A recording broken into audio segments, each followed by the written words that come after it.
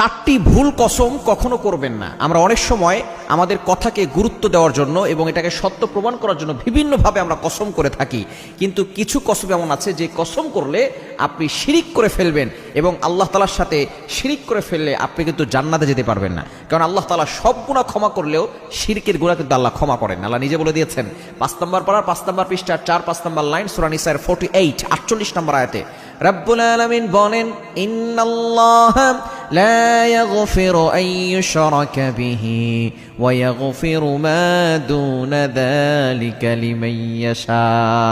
নিশ্চয় আল্লাহ সব গুনাহ ক্ষমা করেন, কিন্তু যারা শিরিক করে আল্লাহ তাআলা তাদের গুনাহ কখনো ক্ষমা করবেন না। এজন্য শিরিক থেকে দূরে সরে আসতে হবে। কসম যদি করতেই হয় আপনি একমাত্র আল্লাহর নামে কসম করবেন। কার নামে? আল্লাহর নামে কসম করবেন।